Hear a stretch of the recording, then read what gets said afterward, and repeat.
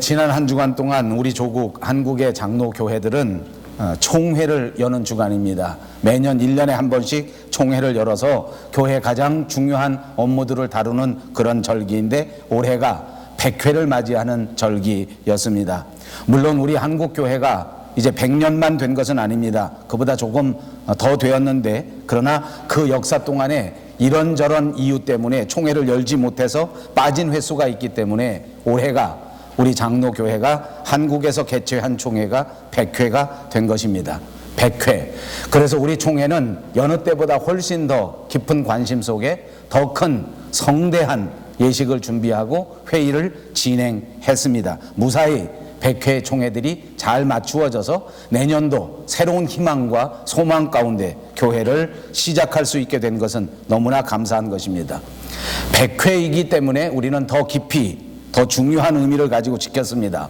왜냐하면 이 100회라고 하는 숫자적인 의미가 있기 때문입니다. 단순히 숫자만 100이 중요한 것이 아니라 그 배경에 그 깊은 의미가 있을 것입니다. 100년이라고 하는 절기를 지킬 때 우리 교회는 우리 교회가 중요하게 생각하는 개념 하나를 떠올리게 됩니다. 그것은 바로 희년입니다. 50년마다 돌아오는 희년, 그 희년이 두 번째 맞이하는 해가 100년이 되는 해입니다.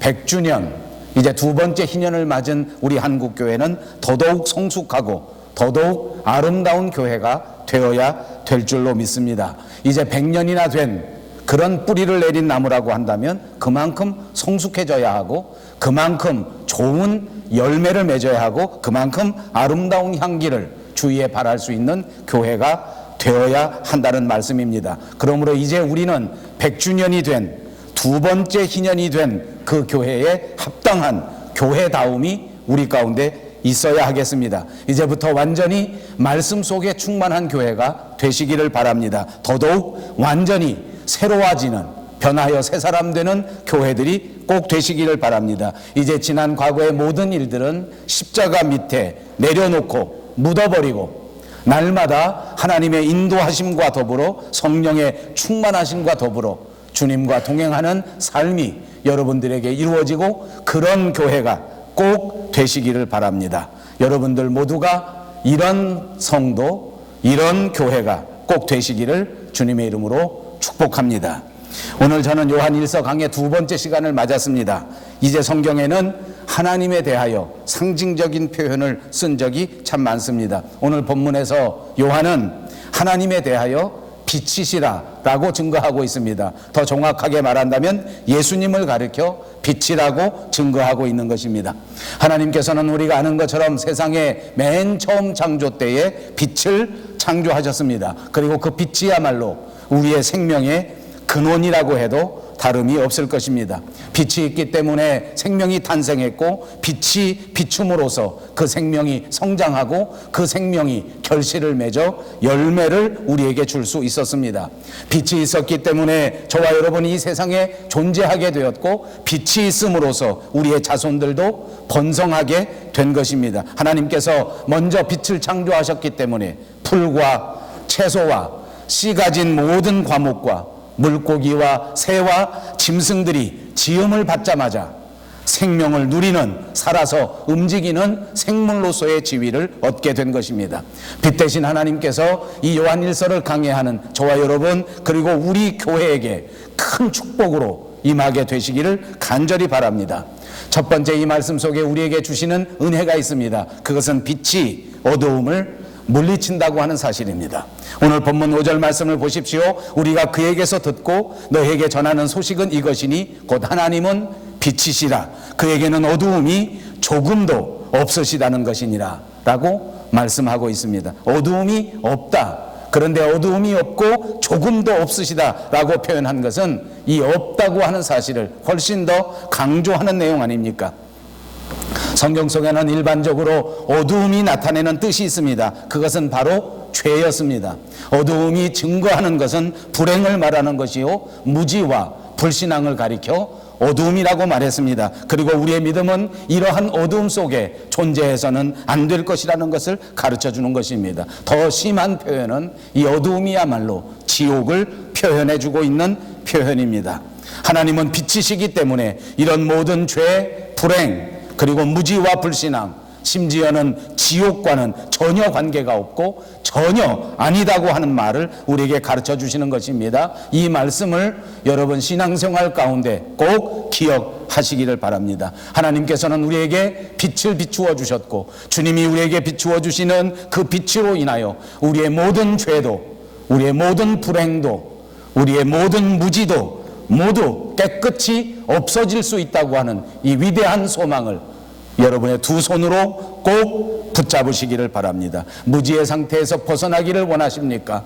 불신앙의 상태에서 벗어나기를 원하십니까? 지옥 같은 세상에서 구원받기를 원하십니까? 바로 이 주님의 빛이야말로, 예수님이야말로 이 모든 것에서부터 우리를 자유롭게 하시는 그분 하나님이신 줄로 믿습니다. 이제 주님과 더불어 살아갈 때에 우리의 모든 죄도, 우리의 모든 불행도, 우리의 모든 의심도, 우리의 모든 어두움도 완전히 사라지게 될 것이고 참으로 행복한 삶이 저와 여러분에게 계속될 수 있을 줄로 믿습니다. 두 번째 교훈은 6절에 있습니다. 빛 대신 하나님과의 사귐을 말하고 있습니다. 지난 시간에 저는 요한일서를 시작하면서 사귐에 대하여 말씀드렸습니다. 오늘 본문에서는 다시 한번 이것을 강조하게 됩니다. 사귐. 우리는 이 세상에 살면서 예수님과 더불어 사귐을 가져야 한다는 말씀입니다. 우리는 또한 이 세상에 살면서 많은 사람들과 사귐을 유지하면서 삽니다. 남자와 여자가 서로 사귀는 사이가 있습니다. 남편과 아내는 정말 사귐의 절정의 사이인 것 같습니다. 부부는 서로 사귀는 사이로 시작해서 사귐의 상태에서 오랜 세월을 붙어 다닙니다. 오랜 세월 함께 살아간단 말입니다. 그러면서 두 사람에게 나타나는 특징이 있습니다. 자연스럽게 부부가 닮아지는 것입니다. 여러분 어떻게 생각하십니까? 결혼하신 여러분들 가운데 혹시 부부지간에 서로 닮았다, 저 사람 나랑 비슷하다라고 생각되시는 분 있습니까? 만약 그런 분이 있다면 큰 은혜입니다. 큰 은혜입니다. 반대로 나는 저 사람하고 아버지 너무 시험 들지 마 주사님, 너무 다르다, 전혀 다르다, 나하고 하나도 닮지 않았다. 그래도 큰 위로를 받으십시오. 아직도 기회는 남았습니다. 서로 사랑하지 않으면 닮지 않습니다. 서로 좋아하지 않으면 전혀 닮아질 수가 없습니다. 함께 거하면서 함께 깊이 사랑하면 더 닮아진단 말입니다. 왜 그런지 아십니까? 사랑하는 상대방의 말투를 배우고 싶은 마음이 마음속에서 생겨지기 때문입니다. 상대방이 하는 행동을 그대로 따라하고 싶은 마음이 내 마음속에 생겨지기 때문입니다. 왜냐하면 내 속에 사랑하는 마음이 있기 때문입니다. 여러분, 사람과 사람 사이에 가장 큰 사랑의 표현이 뭔지 압니까? 그것이 서로 닮아가는 것입니다. 상대방이 하는 일을, 상대방이 하는 생각을, 상대방이 하는 말을 내가 따라하려고 하는 것은 그 사람을 자연스럽게 사랑하고 있다고 하는 것을 표현하는 가장 좋은 방법이란 말입니다. 우리가 하나님을 믿고 그리스도인으로 살아갈 때에 우리가 하나님을 가장 사랑하는 표현도 똑같습니다. 하나님이 하시는 생각, 하나님이 하시는 말씀, 하나님이 하시는 모든 섭리를 깊이 사랑하고 그분이 하시는 말대로 따라하려고 하는 것, 그분이 걸어가시는 걸음 그대로 따라가려고 하는 노력, 그것이야말로 하나님을 깊이 사랑하는 우리의 사랑의 표현이 되는 줄로 믿습니다. 사랑하는 여러분, 우리가 남은 신앙생활 동안 주님의 생각과 주님의 말씀과 주님의 뜻을 따라 닮아가려는 노력이 저와 여러분에게 충만하게 임하시기를 바랍니다. 그렇습니다. 우리 속에 사랑이 있다고 하면 그 사랑이 우리로 하여금 하나님을 닮아가도록, 예수님을 닮아가도록 촉구하기 때문입니다. 오늘 우리는 본문에서 바로 이런 사실을 분명하게 확인해 볼 수 있습니다. 6절 말씀을 보십시오. 하나님과의 사귐이라고 하는 말이 나오지 않습니까? 우리 그리스도인들은 하나님과 사귀는 존재라는 말입니다. 하나님과 사귐을 갖고 있는 사람이라는 말입니다. 이 사귐이라고 하는 말의 원래의 뜻은 헬라 말입니다. 코이노니아라고 하는 말을 번역한 것입니다. 이 말은 함께한다, 서로 교제한다, 그리고 함께 하나가 된다 하는 뜻을 가진 낱말입니다. 그러니까 우리 그리스도인들은 하나님과 함께 교제하는 사람이요, 하나님과 함께 하나를 이루는 사람들이다 하는 말인 것입니다. 우리는 이 하나님과의 사귐과의 과정을 통하여 우리에게 나타나는 특별한 현상을 체험할 수 있습니다. 그것이 바로 하나님을 닮아가는 현상입니다. 우리가 하나님을 사랑하면 할수록 우리는 더 많이 하나님을 닮아가게 되는 것입니다. 사랑하는 여러분, 여러분들은 하나님과 사귐을 가지고 있는 사람들이라고 하는 사실을 잊지 마시기를 바랍니다. 여러분, 어떤 사람이라고요? 하나님과 사귀는 사람들이라고요. 여러분, 입으로 한번 해보시겠습니까? 나는 하나님과 사귀는 사람이다. 우리는 하나님과의 사귐이라고 하는 것을 엄중하게 받아들여야 합니다. 마음속 깊이 생각해야 됩니다. 내가 하나님과 사귀는 사람으로서 어떻게 해야 되겠는가? 제가 말씀드리지 않아도 여러분 스스로 다 알 수 있을 것이라고 생각합니다. 하나님과의 사귐을 이루는 여러분들이 날마다 하나님을 닮아가야 한다는 것은 분명히 감당해야 할 여러분의 책임이요, 여러분의 사명이라고 하는 사실도 잊지 마시기를 주님의 이름으로 축복합니다. 오늘 본문에서 사도 요한은 우리 그리스도인들이 하나님을 닮아가는 과정도 하나의 비유로 설명해 주고 있습니다. 6절과 7절을 다시 보면 이렇게 말씀합니다. 만일 우리가 하나님과 사귐이 있다 하고 어둠에 행하면 거짓말을 하고 진리를 행하지 아니함이거니와 그가 빛 가운데 계신 것 같이 우리도 빛 가운데 행하면, 그랬습니다. 하나님은 빛 가운데 계시고 우리도 빛 가운데 있어야 한다는 것입니다. 하나님은 빛 가운데 행하시고 우리 그리스도인들도 빛 가운데 행하여야 한다는 말입니다. 그러면 우리가 빛 가운데 거하고 빛 가운데 행한다는 말은 무슨 의미입니까? 우리가 만약 빛 가운데에서 계시는 하나님을 닮아서 빛 가운데에서 거하고 빛 가운데서 행동한다고 하면 그것은 바로 하나님과의 깊은 사귐의 결과라고 하는 것입니다. 어떻게 하면 주님과 함께 거할 수 있습니까? 주님과 사귀어야 한다는 말입니다. 어떻게 하면 하나님처럼 빛처럼 빛 가운데 행하실 수 있단 말입니까? 하나님과 깊은 사귐을 가져야 한단 말입니다. 그러므로 본문은 우리에게 다시 말합니다. 우리가 하나님과 사귐이 있다. 나는 하나님과 사귀는 사람이다 라고 말한 것입니다. 하나님과 친밀한 교제를 이루고 있는 사람들이란 말입니다. 하나님과 가장 가까운 관계를 유지하는 사람이란 말입니다. 이렇게 하나님과 함께 하시기만 하면, 하나님과 하나가 되면 여러분들은 빛 가운데 거하실 것이요, 드디어 어두움의 그늘에서 완전히 벗어나 자유로울 수 있게 될 줄로 믿습니다. 그러나 안타깝게도 오늘의 현실은 어떻습니까? 많은 하나님의 자녀들이 주님과 하나 되는 것을 거리고 주저앉고 있는 동안에 그 어두움의 그늘에서 자유롭지 못합니다. 여전히 하나님의 자녀로 거듭났는데도 불구하고 죄에서 완전히 벗어나지 못했습니다. 그 어두움의 그늘에서 완전히 벗어나 하나님과 더불어 행복한 삶을 살 수 있는데도 불구하고 스스로 두려워하면서, 스스로 주저하면서 그렇게 살지 못합니다. 이유는 정말 간단합니다. 요한복음 3장 19절 20절에 보니까 빛이 세상에 왔으되 사람들이 자기 행위가 악함으로 빛보다 어두움을 더 사랑한 것이니라. 악을 행하는 자마다 빛을 미워하여 빛으로 오지 아니하나니 이는 그 행위가 드러날까 함이요 라고 고발하고 있습니다. 빛보다 어두움을 더 사랑하기 때문입니다. 빛보다 어두움을 더 관심 속에 바라보기 때문입니다. 자기의 부족함이, 자기의 연약함이, 자기의 악행이 드러날까 봐 두려워하는 마음 때문입니다. 여러분, 예수님께서는 우리에게 분명히 말씀해 주셨습니다. 나는 세상의 빛이니 나를 따르는 자는 어두움에 다니지 아니하고 생명의 빛을 얻으리라. 아멘.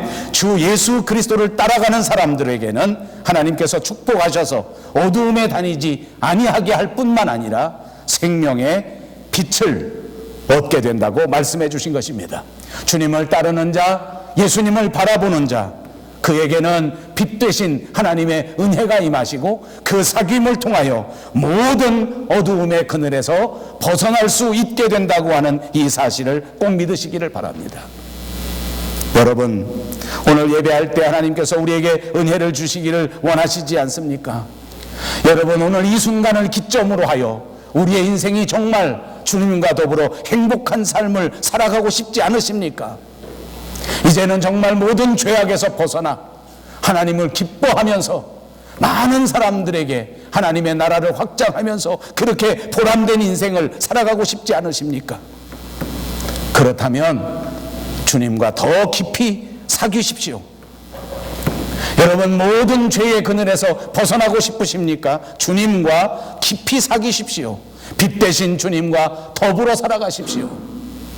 세상 살아가는 동안 무지와 불신앙에서 벗어나고 싶지 않으십니까? 이제부터는 빛이신 주님과 더 깊이, 더 아름답게 사귀도록 하시기를 바랍니다. 주님과의 사귐이 없다고 하면 은혜가 없고 빛이 없고, 빛이 없으면 우리는 결단코 행복해질 수 없기 때문입니다. 하나님과의 사귐을 깊이 생각해 보십시오. 그것은 정말 깊은 교제를 말하는 것입니다. 기도하십시오. 그것이야말로 주님과의 교제를 우리 가운데 임하게 하는 것입니다.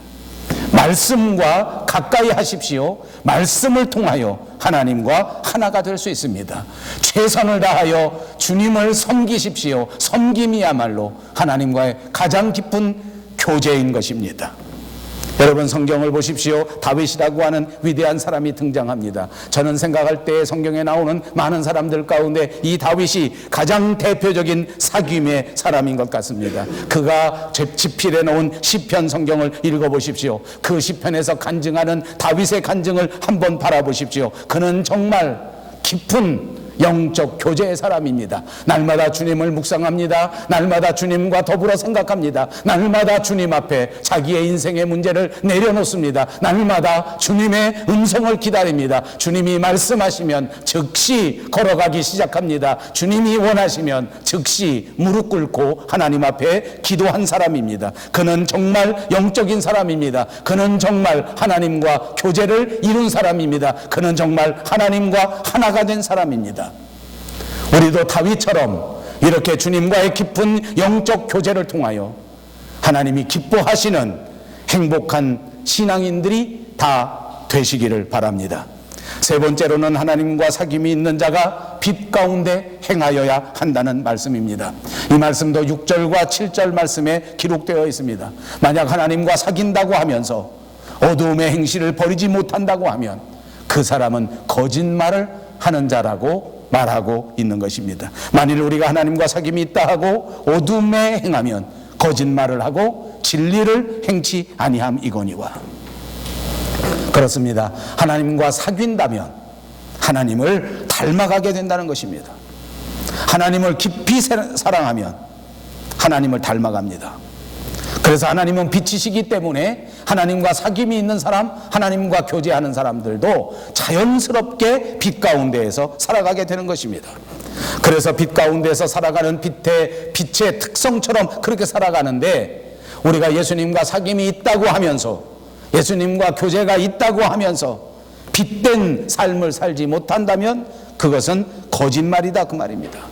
그러므로 여러분, 우리가 예수 믿으면서 거짓말쟁이로 살면 안 되지 않겠습니까?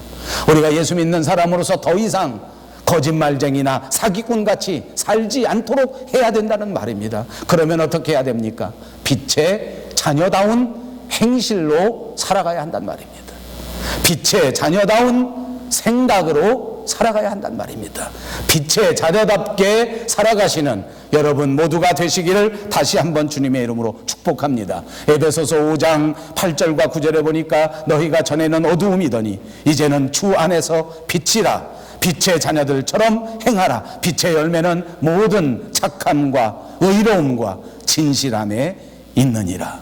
모든 착함과 의로움과 진실함이야말로 빛의 열매라고 가르쳐 주었습니다.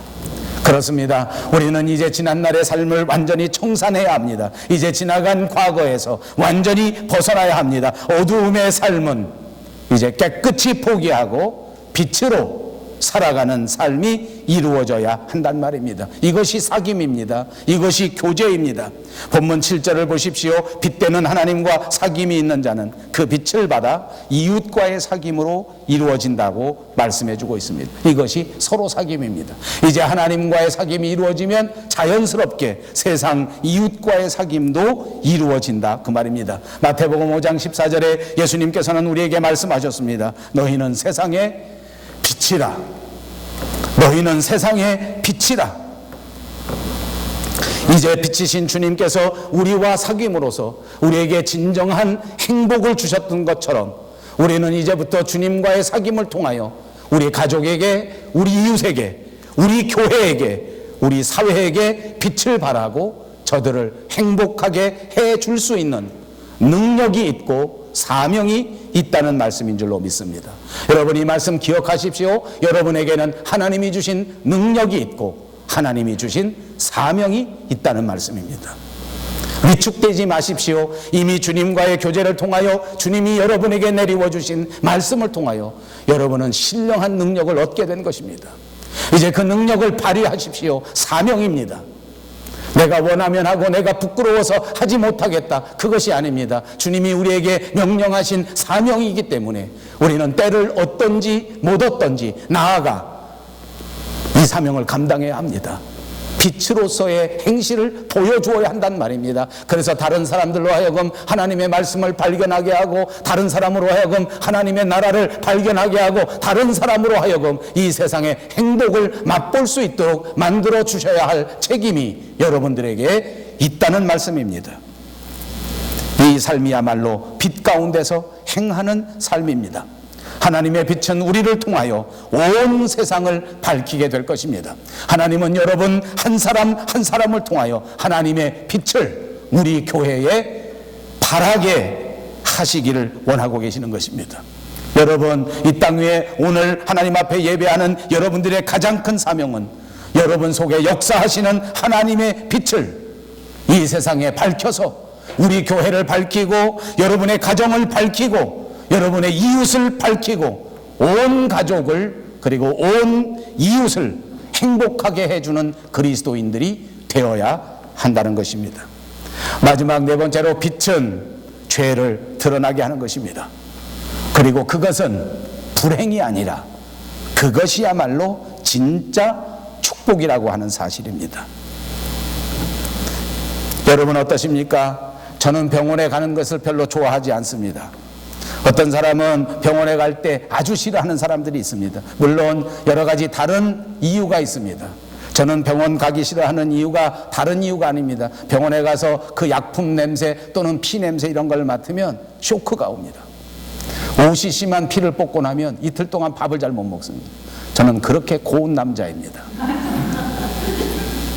아버지, 그렇게 대놓고 웃어버리면 주여. 어떤 사람은 병원 가기 아주 싫어하는데 왜 가기 싫어하는가 보니까 혹시 병원 갔다가 너 큰 병 들었다 그렇게 의사가 진단할까 봐 무서워서 병원 가지 못하는 사람이 있습니다. 얼마나 어리석인 것입니까? 여러분, 현대의학이 정말 많이 발전했기 때문에 웬만한 병들은 병원 가서 제대로 진단만 받으면 대부분 낫습니다. 요즘 보니까 심지어 암이라고 할지라도 그것을 빨리 발견하고 적합한 조치를 취하면 다 살아날 수 있습니다. 여러분, 이것은 우리에게 비유로 교훈을 주는 것입니다. 주님 앞에 나올 때 많은 사람들이 두려워합니다. 주저합니다. 내 죄가 드러날까 봐 싫어하는 사람이 얼마나 많은지 모릅니다. 왜냐하면 주님의 말씀을 듣다 보면 내 속에 있는 더럽고 추악한 죄악들이 다 드러나게 될까 봐 그것이 무섭고 그것이 두렵단 말입니다. 내 죄가 들춰지는 게 싫습니다. 그러나 여러분 명심하십시오. 내 죄가 드러나는 것이야말로 불행이 아니라 그것이 축복입니다.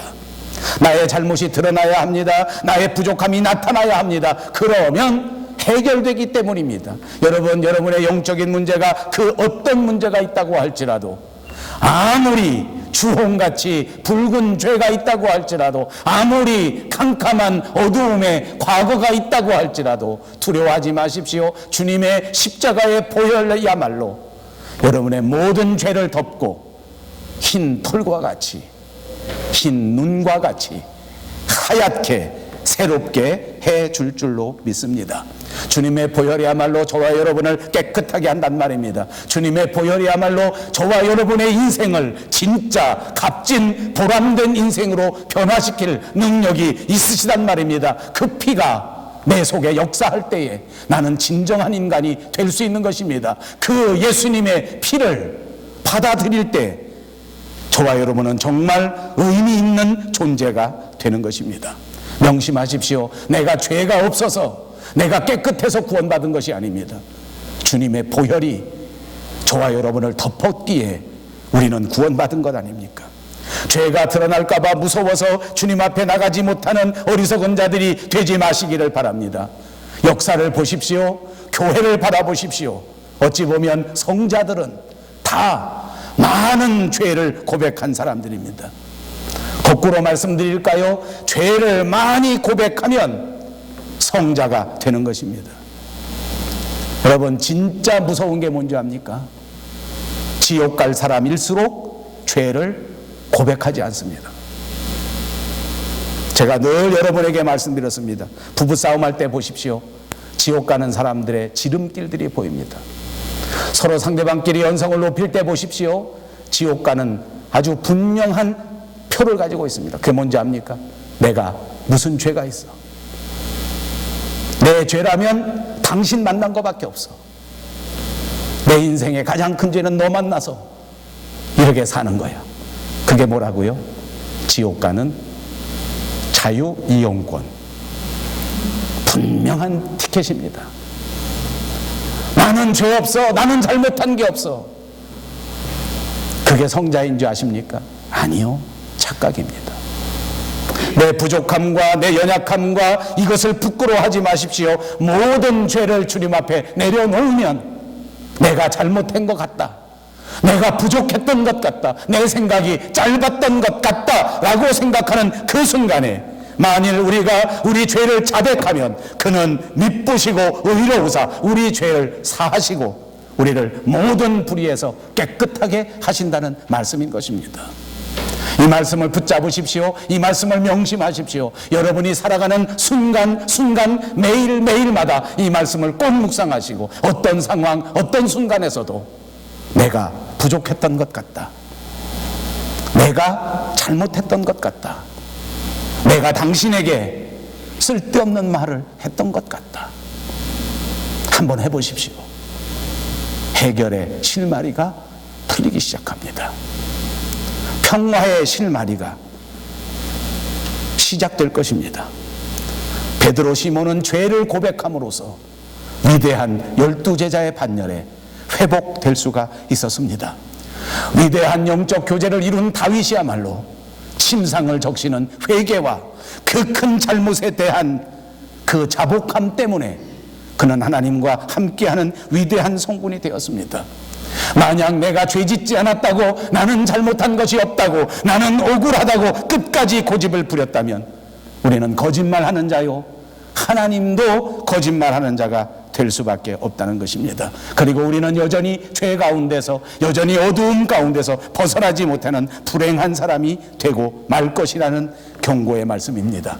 사랑하는 여러분, 하나님은 빛이십니다. 하나님은 변함도 없으시고 회전하는 그림자도 없는 분이신 줄로 믿습니다. 하나님이야말로 빛으로 우주 만물을 창조하셨고 하나님은 빛으로 각양 모든 좋은 은사와 온전한 선물을 만드셨습니다. 그리고 오늘 이 위대한 빛을 저와 여러분에게 비추고 계시는 줄로 믿습니다.